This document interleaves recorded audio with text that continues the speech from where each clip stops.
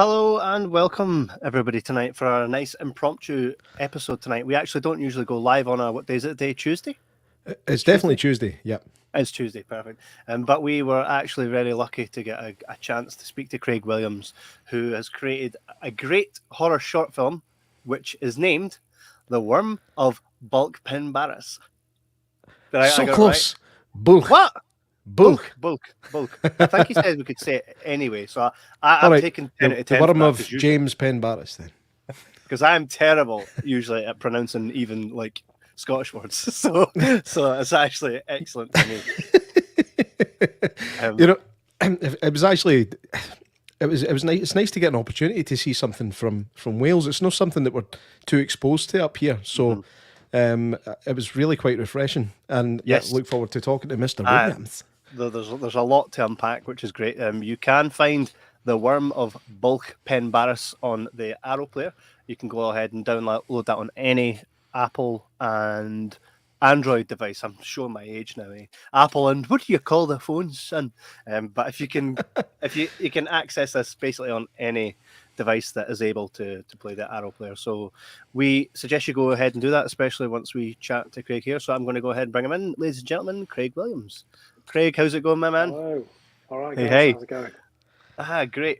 We actually hot off the wheels. I tend to wait till I'm closer to the interview before, because I like to keep it fresh in my mind. And so I watched The Wyrm of Bwlch Barras, and I mean, before we even get right into that, we always like to find out a little bit about the director, the writers, right? And how we do that is by asking, what are your favorite films? My favorite film is Kubrick's Eyes Wide Shut. Oh, nice. Yeah, that's my go-to answer. Do you know, man, I never seen that movie. As a film fan, I'm disgusted with myself for it. I've never, ever seen it. And I think it was because it came out at a time. I mean, that came out when? Was it 98, 99? 99, yeah, I think so. Yeah. So I would have been about 14 then. And I think my parents told me it was rubbish, but they hadn't seen it. They just didn't want me to watch it.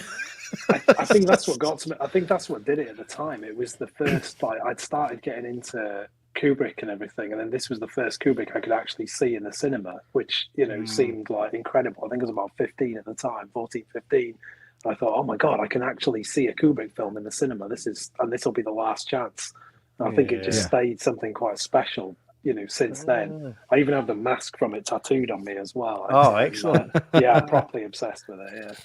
Well, I'm very impressed, because usually when you ask a movie fan, what's your favourite film? They're like, well, that's a loaded question, and then they've got at least 10 of the favourites from each genre. But you were like straight in there with your absolute favourite, which is dedication, because I don't think I could commit. I think Never Ending Story is right up there.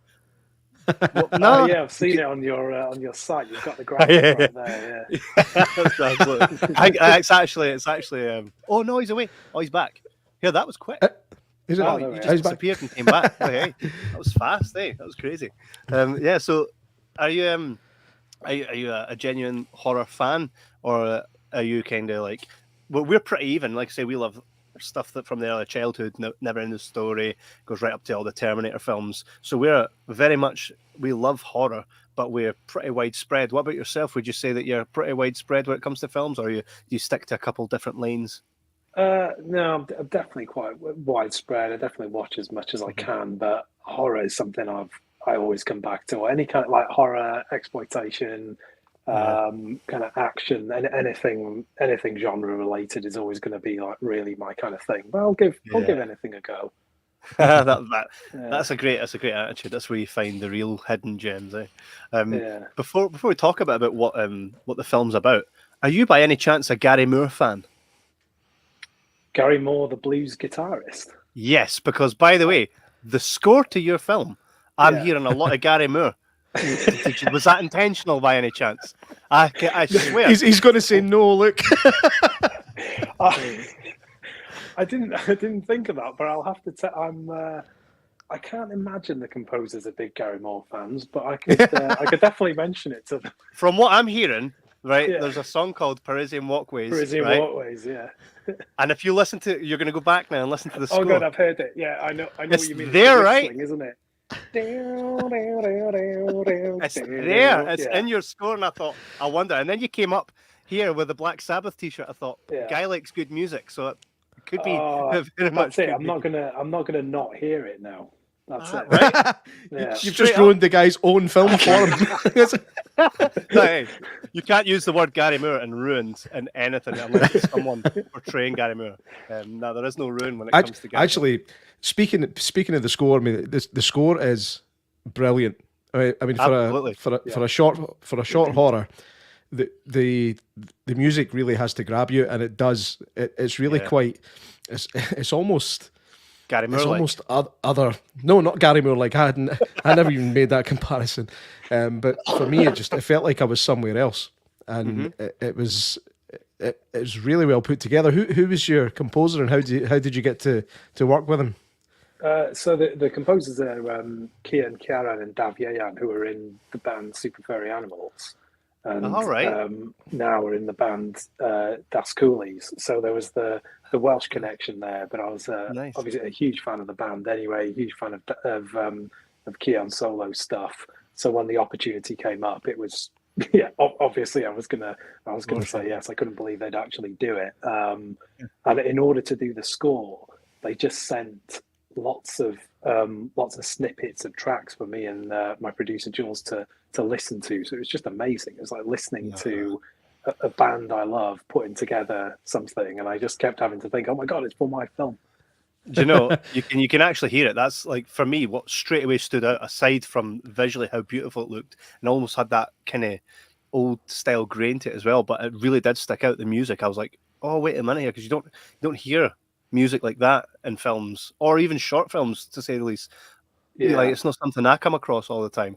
We've got a comment here. Chris McPhillips, how's it going, mate? He says, evening, gentlemen. Just a reminder, you can put your questions in the comments, and I'll bring them up here for Craig, for you guys to. We've got other filmmakers that like to pop in here. Chris is a filmmaker as well, so you'll probably get some filmmaker questions. So what inspired you to create this story? I mean, we'll get into the story in a little bit. I don't know how spoilery we want to go. I mean, there are, to me, it kind of felt like The Wicker Man almost. It had in the same kind of vein. And Dead Man's Shoes. I felt there was a lot of. Are you a fan of Dead Man's Shoes by any chance? I love Dead Man's Shoes. When we were sending the script to people and we were trying to describe, what the tone's going to be, we were saying, we were using stuff like Wicker Man and things, but we say for the actual tone, it will be Kill List and Dead Man's Shoes. That's excellent. I managed to pick up on that then. Well done. Two films that kind of have that kind of 70s style, but still feel really contemporary. Still feel contemporary as well. So it's not just like your pastiche in that 70s style. You're actually doing something with it. So yeah, those Kill List and Dead Man's Shoes were at the absolute forefront of my mind. That's excellent. Even the opening title sequence with the old fashioned credits and even the font, the color. And then I got little vibes of American Werewolf in London, just looking at I wrote that down as well. The valleys. Absolutely.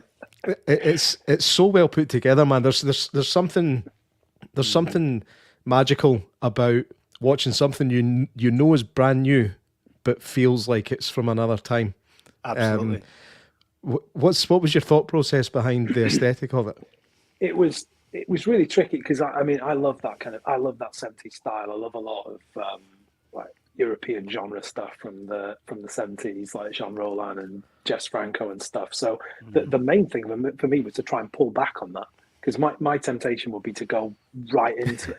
I think it can look a bit detached and a bit ironic if you're doing that now. You have to be really good to do that, and I don't think I could have pulled it off. So I thought, right, I'll make everything look modern and feel modern, but the one indulgence that I did allow myself was that kind of Hammer style credit sequence in the beginning.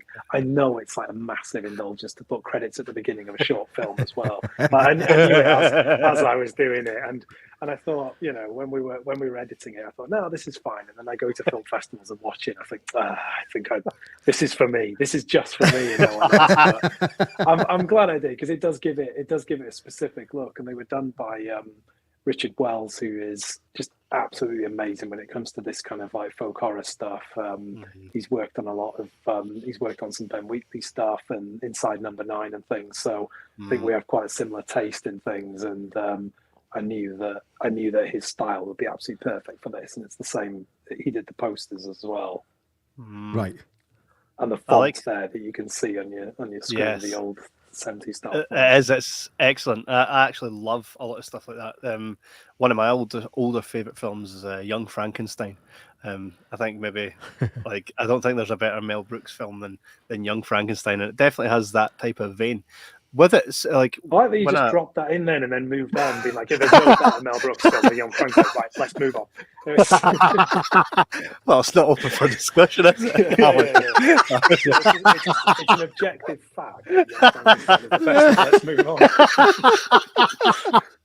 That's just the way we roll. The Stanley Kubrick film is Eyes Wide Shut. Anyway, let's keep going. It's just the way of it, isn't it? When I kind of done a wee bit of research on this film, what I do love when it comes up saying something like Welsh folklore, I love that you can go to a town and there's stories that they may tell in the tavern, and those become short films. Was this a story you'd ever heard, or did you just kind of draw inspiration from some of your favorite films? What was the catalyst for this story being what happens and how it happens to this guy? He's not having the best time. No, he's not. Although, as the lead actor kept reminding us, he had been in the spa for 2 days in the run up to that. So, he had a horrible time hanging from a tree for half a day, but apparently he deserved it. I love folk horror stuff anyway, like, the Wicker Man and Blood on Satan's Dog Claw Soldiers and things, and Arthur Mack and Dog Soldiers.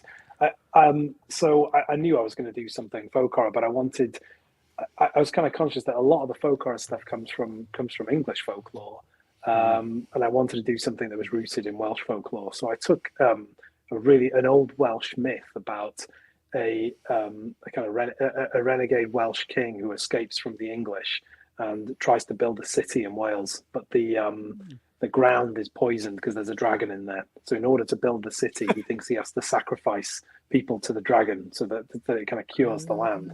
And that has a happy ending. But I thought, what if that was true and it had been going on for like hundreds and hundreds of years, that we were just making these endless sacrifices to the dragon? So I thought, okay, let's try that. And I think just the idea of making a sacrifice to a dragon to save your village or something is a very good folkloric and mythical idea that I'm quite drawn to. I never picked up that it was a dragon, actually. I thought it was some... Did I miss? Well, that's what the worm. The word worm comes from in the poem Beowulf, the old English poem Beowulf. It is a dragon. It's the word that's used to refer to a dragon, and I mean that makes it sound really intellectual. But also in loads of video games, the dragon will be a worm. Yeah, if you play Dark Souls games, there'll be a worm. I never played it. Dark Souls for me was the one all my good gaming friends were like, yeah, it took me this long to do it. So I was like, I'm not even going to start on something I know I'll get hammered at. So I stayed away from Dark Souls. Skyrim, though. Skyrim. Oh, yeah. There's a worm in Skyrim, I think, as well. There is, actually. There's not a sword named the worm. Oh, is there? Okay. Probably my favourite weapon was the Wabbajack. There's a story. I like Super Mario. I'm not a gamer.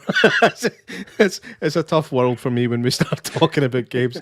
But the fact that this is obviously a Welsh language film. What I loved about that is the fact that when something gets put in front of me that's not my native tongue, as I say, I have to concentrate on it. And you can't get distracted, which is actually wonderful for me because I've got 2 kids and a wife and a dog, and I literally just locked myself in this room to watch this tonight, and I loved the fact that I had no choice but to concentrate, and it makes you get more sucked into what's actually going on. Just going back to what you were saying about a ritual that carries on for centuries and centuries. It would have been so easy to have this go kind of silly and have them all in cloaks and stuff like that. Yeah. You just having it in the modern day setting and modern day clothing actually made it more uncomfortable. I wanted it to. I know that, like, I love it when people have clothes and robes and there are big rituals in films, but it feels easy. It feels like a kind of thing like you can it would feel like giving up to do that within this particular context. I wanted this to feel like it was actually happening in that world. I wanted the juxtaposition between like these like 70s genre ideas and something that would be a bit more real. And I also like the idea of it just being these angry old men who were just fed up with it. Oh God, we're gonna have to go and do this now. Yeah. Because I like stories where you're dropped in the middle of something. So it's quite a simple story, but I hope that you get the sense that there's something much bigger going on around it. Yeah. And I didn't want this to be like the first time they do it or the last time they do it. I wanted it to be just another time that they have to do it, and hopefully get those dynamics coming across. And I thought these kind of guys wouldn't be the ones to wear robes. These are the kind of guys who would do this and then go and play golf afterwards. Yeah. One of them certainly seemed to be enjoying himself. Yeah, definitely. And I think we got to see the sacrifice that was all right, because whoever that guy was that got done in, he probably, I mean, they were doing the mum a favour, right? By going, she'll not miss him. They're convincing themselves that what they're doing is all right because he's a wee dafty. You know what I mean? There's always rationalisations, yeah. There's definitely that. We've got a couple of questions here. Donna says, "Hi guys, how are you doing tonight?" We are splendid, Donna. We have a comment here from Julian Allen, says, "See also the Lair of the White Worm, Ken Russell." Julian's the producer of the film. He's my friend, and creative partner in all film stuff. So excellent. Hello, Julian. We'll definitely need to check that out. We've got a question here from Chris McPhillips. This is a blind question, as I haven't watched the short. Do you think old Celtic countries have similar theme when it comes to folklore and indie filmmaking? I think so. I mean, I'd love to see more of it. I know that there's a lot of it out there, and it's certainly increasing. I know that there's the filmmaker Paul Duane in Ireland has just made a film called All You Need Is Death, about a cursed, an old cursed folk song, which sounds absolutely amazing. I've not had a chance to watch yet, but it seems to, I think the stories are there. The stories are there to be used and brought in. I think there's when people think folk horror, they definitely think about English stories and English places. So why not? It's all there in Wales and Scotland and Ireland.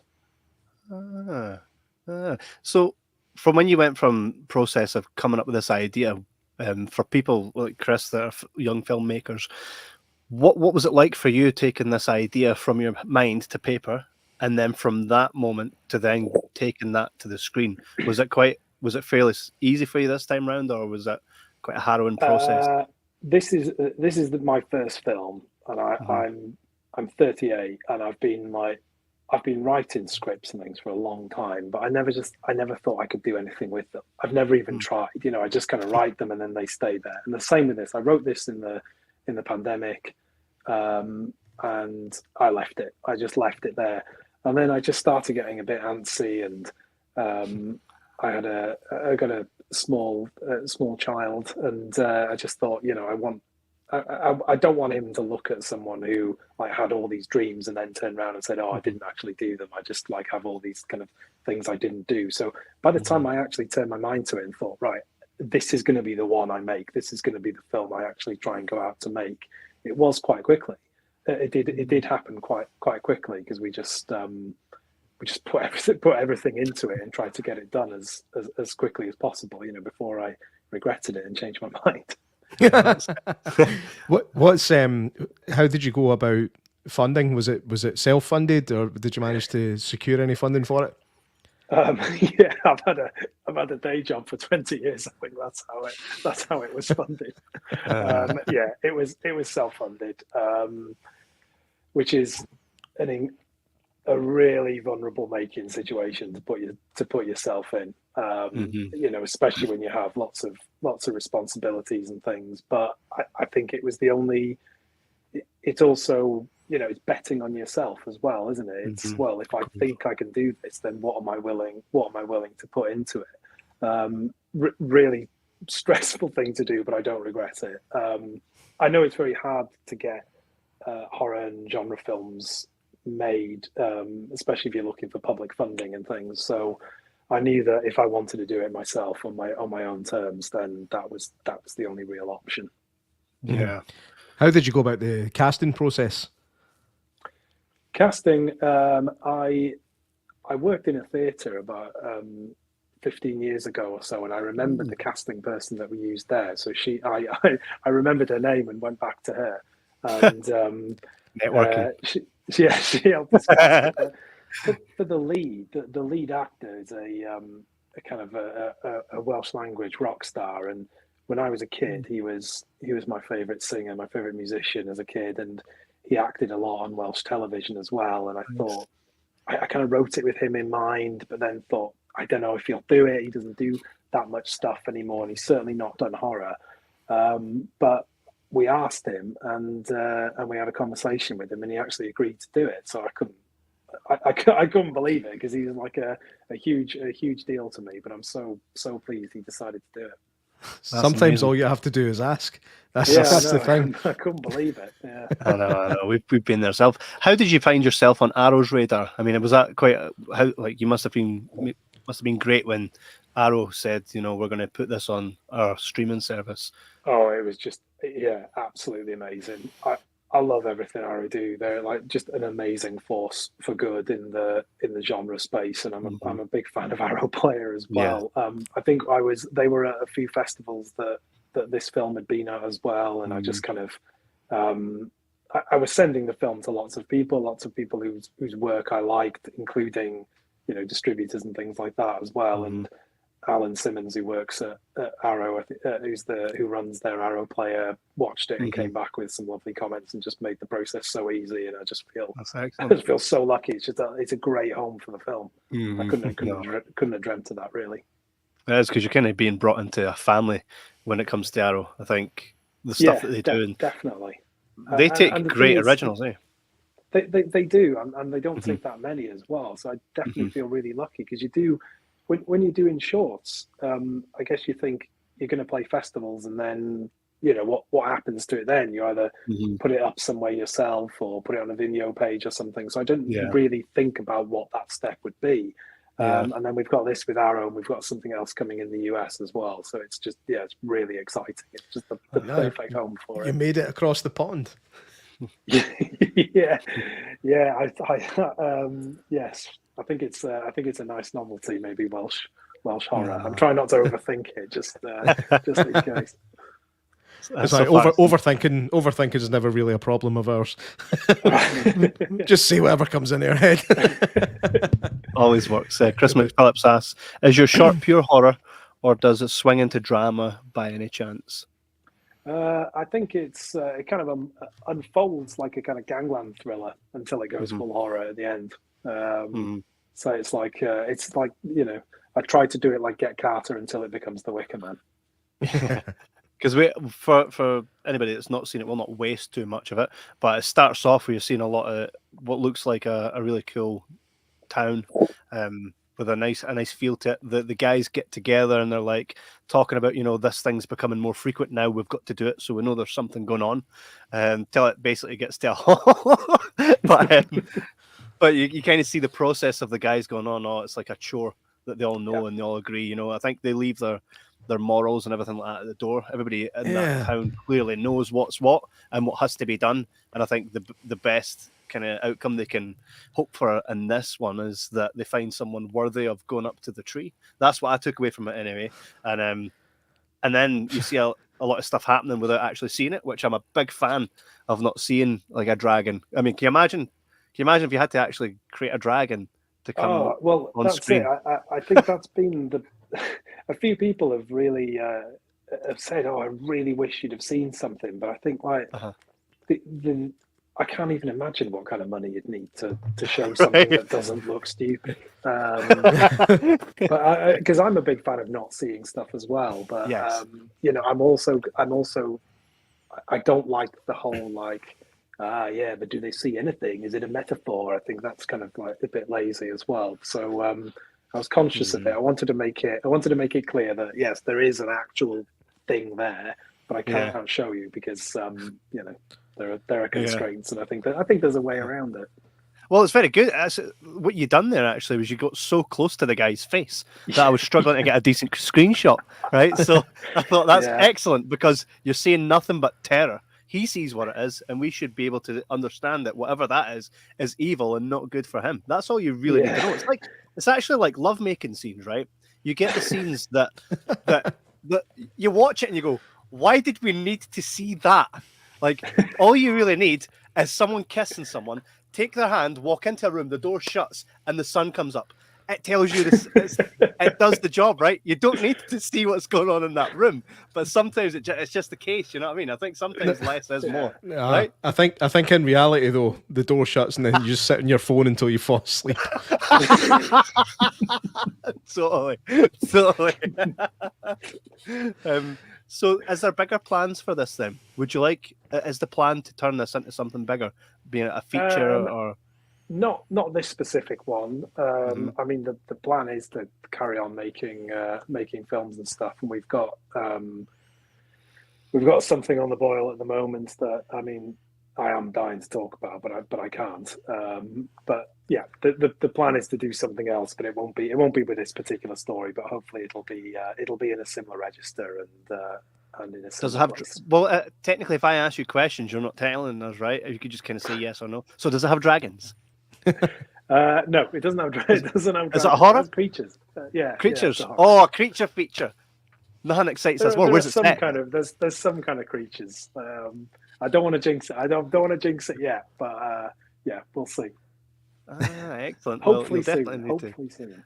Yeah. You'll need to come back on when it comes out or when the news is public, and we'll chat about it. I love creature features. Yeah. What's your favourite creature feature? My favourite? Depends on what you think a monster. Does the vampires count? I don't know. I think they've become so normal now that I'm talking more like the gate, the critters. Okay, yeah. Well, the gate is terrific, obviously. Phenomenal, right? One of our favourites. Yeah, really good. We actually had Tibor Takas, the guy that created the gate, on this show. And the way you were saying earlier on, all you need to do sometimes is just ask. Well, you will never believe it, but J Mac actually just phoned them on Facebook, randomly just phoned Tibor Takas, the guy that made the gate, the guy that made Sabrina the Teenage Witch. He just phoned them one night and was like, "Hey, do you want to come on our podcast?" And he's like, yeah. It's gonna work. It's gonna work sometimes, though, isn't it? That's, yeah. Arnold Schwarzenegger never picks up the fucking phone. No, I never does. But that was phenomenal. That happens to be one of our favourites. Is the gate? It was done at a time where we didn't have the technology that we do now, and it was done so effectively. So, is your new feature gonna maybe have something in the same vein as the gate? Look at you hoping. I'll say that I like physical effects. I like the best. Actual physical effects. But that might be. We'll see. Yes. Well, I'm not going to leave the guy alone, Kevin. He's coming on the show, and I'm like, tell me what you're next. Talking my way out to him. It's like, tell me, or I'll take you up to the tree. It's all right. He deserves it, J Mac. It's the cameraman you want to watch. He comes really close. That's what you want to watch out. Speaking of cameraman, what did you shoot on? 16 mil. Wow, that's brave. And expensive for a self-funded. Yeah. I think. Do you know what? I think if you wanted, saying this like I know, but like from the 10 minutes I spent looking into it, if you wanted like really high grade digital and everything that involves, the workflow, I think it would have come to round about the same thing. And because the camera crew that we worked with was so good and they were used to working on film, and so it's and the DP himself mainly just works on film. About 90% of his stuff is on film. So from their perspective, it was just what they're used to and what they do. The scary thing for me was just the not being able to see it straight away. Having at the end of our shoot, having all the cans ready, and then thinking, right, nothing can happen now. I can't crash the car. I've got to take this to Kodak to get processed. But I think it's worth it. I think shooting on film can give you a kind of production value like very few things can. I think it looks like films that we watched, whenever everything was still being shot regularly on film like 10 years ago. Yeah. How did that feel to hold a can of your own film in your hands? Oh, it's amazing. It is amazing. I mean, I love like film as well, but having all that stuff is just amazing. I came home and put the cans down after coming back from, because we shot it in Wales and coming back in England where I live. I put the cans down, and because of all the vinegary smell, all my cats were like in there smelling the film as well. Why not? I have it in my wardrobe. It's in my wardrobe now behind me, just these cans of film stacked up there. That's right, because you get to keep it. Yeah. It's definitely something to be said. The way you've done it, it definitely stands out from a lot of different horror shorts that we've watched. I mean, there are a lot of you do get a lot of the same type of stuff, but this, for me, again, it did feel like I was watching something that was made ages ago and is brand new. Even just that was kind of some of the notes I took when the minute it came on. Was one, the score was excellent and just not something you hear all the time, and two, it looked and felt like watching. I don't know if you go back to the 90s where you're aware of a TV show called Rabsy Nesbitt. Yeah. Right? Yeah. Not the content, but the way in which if I would sit and watch Rabsy Nesbitt right now, it reminds me of a time that no longer exists, and you're filmed in the exact same way. So kudos to you. You've done really well. How were you and the team at the end of the process? How was it received from yourself? From me, I was really emotional about it at the end. Yeah. It was really strange. It was very stressful. Everyone was very determined, and we had such a great time on set. But after the last day, just like walking back into the hotel room and thinking that we'd done it, I felt really emotional about it. It was something I'd wanted to do for so long, and it was a really strange feeling. And you've been able to see it from beginning to the end, and I suppose you're proving something to yourself as well when you say right, And did you guys have like a wee cinema date together to watch it for the first time? What was that like? We did. We had one in Cardiff and one in London, and that was great. It's really weird seeing it in a cinema, because I keep thinking every time I watch it in the cinema, I think, I've got to take this in. This might be the last time I see it in a cinema. I've got to really focus on it, and I just worry about every. I think, I hope people are enjoying it and things. But it's a really strange feeling going and watching it in a cinema. But a dream come true. I definitely would never take it for granted. Well, so you can't tell us what's next. I was going to ask what should people look out for next, but I can't. What would you like to be next after your next project? What's the next step up? Let's forget that you're not doing anything coming up after that.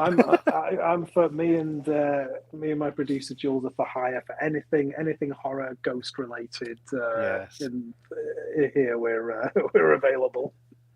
Okay. So just basically looking to keep adding. We'll keep you in mind. Mm-hmm. Oh yeah, okay. Excellent. Yeah. Look at you try to make it out that we're even in the same league, Jay Mack. I like to try. God loves a trier. Absolutely. It's been great having you on, and we're really happy that Arrow are doing a lot of these short films. We've enjoyed watching them. We do have another interview coming up for the Monkey's Paw on Sunday at 9 p.m. Imagine we had to, because we've now reviewed 4 short films. I don't want to be like, oh, this one. I don't want to rank them because I don't want to. You're not going to be one of the people on Letterboxd ranking 4 films. Yeah, it's hard. It's hard to. How do you rank things that are so completely different, though? Do you know what I mean? Yeah. If you were all making the same film, then I think you could essentially rank who done it best. But they're all about so many different things. So all I would say is we had so far 4 really great horror short films from Arrow, and I need to actually check out more. I mean, we've just been lucky enough to speak to you guys, but if this is the bar that Arrow are setting, I think Netflix and all that should really follow and have a subsection that says, here are all our short films that you're able to view on a Netflix scale. I mean, you guys would agree with that, right? Yeah, there are so many good horror shorts out there. It is ridiculous, like the standard that's out there, and it just didn't. Going to the festivals in this country and seeing the kind of the stuff people are making, they need they need somewhere to go afterwards, definitely. Absolutely. We have a comment here from Julian saying loved all the Arrow Sharp shorts, big fan of Itch. You might want to check out our interview with the creator of Itch, because have you seen Itch yourself? Craig? Yes. Yeah, I loved it. Great. Have you spoken to the director at all? No, I haven't. She is excellent. She is a lot of fun. Somebody that you definitely could go on a night out with and would just take over. She's a blast. So what we've learned from this experience is it takes a certain kind of person to really push forward their ideas, and you guys are all a big creative bunch that we're very happy to have spoken to. So thanks again for giving us your time. Yeah, no problem. No problem. We'll always definitely. No, our pleasure. We definitely will recommend the Wyrm of Bwlch Barras. I said that right, right? Yeah, that's it. Which is about a dragon, and I didn't even know that. Which Pete's Dragon happens to be one of my favorite Disney films, and I didn't even know. It's not as sad. It's not as weepy as Pete's Dragon. Wee Elliot, Big Elliot. So yeah, it's absolutely amazing, and I encourage everybody watching and everybody listening after the fact to go to the Arrow Player and check out all these great short films. And we're going to keep an eye on you. Can we find you on socials? Yeah, I am on Instagram at Mondo Drag, Craig with Mondo. a D, which is drag is dragon in Welsh. So yeah, Mondo Drag, and at Wyrm Film on Instagram as well. Perfect. So everybody, we implore you to go ahead and follow, and we'll do the same. And I'll maybe give you a wee shout when we figure out what it is that comes next, because if it's a practical creature feature, all over it. Definitely. That's been amazing. Thanks again, Craig. Have a great day. Take it easy, Thanks, mate. man. Bye. Thanks. That was excellent. What a guy. I mean, I think for us, watching a short film is great, but when we're able to speak to the people directly who kind of conjured up the idea and took that from A to B to C and now D where we are, or the G, the Jibber. I think that's amazing. That's amazing, Jay. Do you? That's a G, mate. I'm burst. Yeah. I'm burst. What? It's hard. It would be so hard to rate them, but they very much are like really, really, really good. And this one for me really stood out because it's absolute.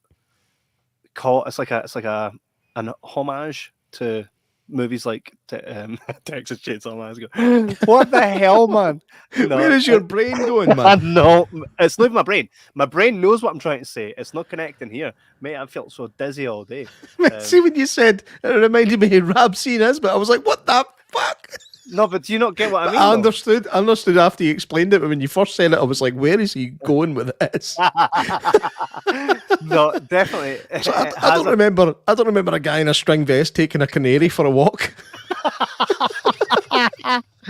No, it's most definitely the fact that he and his team managed to put together something that, like you said at the start, felt like something that we'd never that we may have missed from the 70s, but it's brand new, which for us is excellent. You know? Yeah, it's like a classier grindhouse. You know what I mean? Mm-hmm. Absolutely.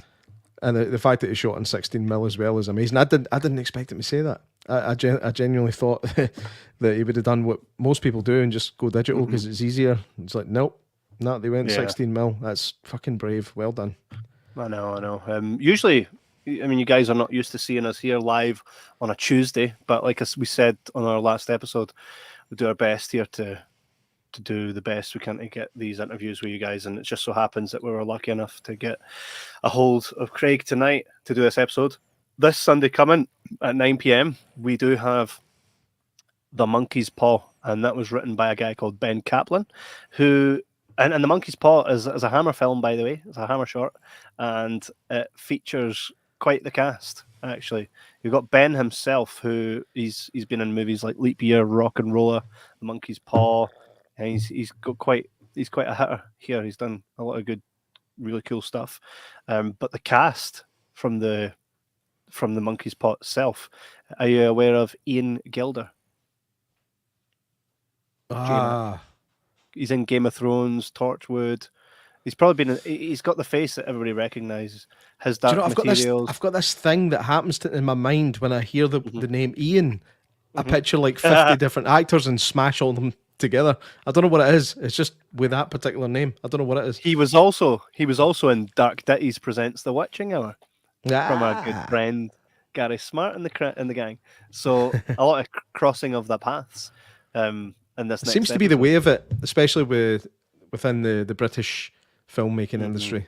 You cross a lot of paths, you make a lot of friends, you make a lot of fucking movies. It's the way to do it. Yeah, absolutely. So I'm really looking forward to that. We'll watch Monkey's Paw just before we go live on Sunday night. So thank you everybody for tuning in with us tonight and bringing up your questions.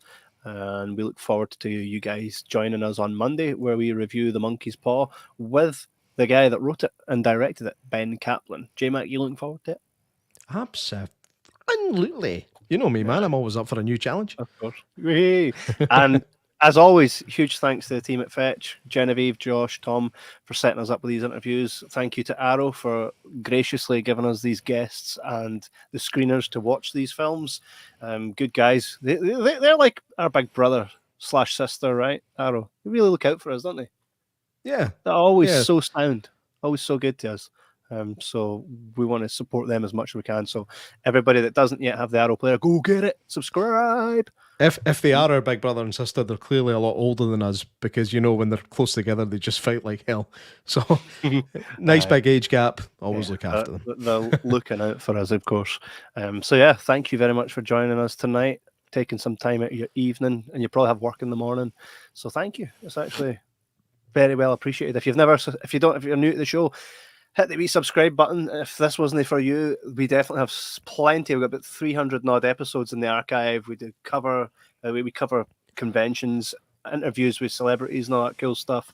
There's something for everyone. So go back and have a look, hit subscribe, check out what's coming up next. Also, if you're aware of anything that we should cover, or you'd like to see us get a specific guest on, cover a movie, hit us up at jibberjabberscotland@gmail.com, or hit us up in the just hit message on our Facebook, Twitter, wherever. We're everywhere. Just get us. Go on to Spotify, Apple Podcasts. You can listen to us on the go. If you go out for a run, a jog, a swim, whatever, put us in your ears. We love coming in your ears.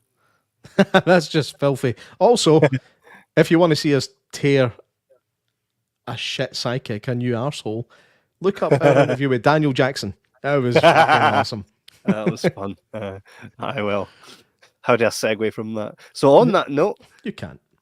Nah, absolutely. So thanks again, guys, and we will see you on the flip side. See you on Sunday at 9 p.m. Make sure you go to Arrow Player, watch The Monkey's Paw, so you can bring some knowledge to the episode. Pop it in the comments, and we'll bring it up, and you can speak to the man himself, Ben Kaplan, on Sunday, 9 p.m. Thank you very much. Now over to me and the outro, playing my instruments, my cool outro. First time. I look forward to hearing it. Class. Take it easy, guys. See you later, alligators.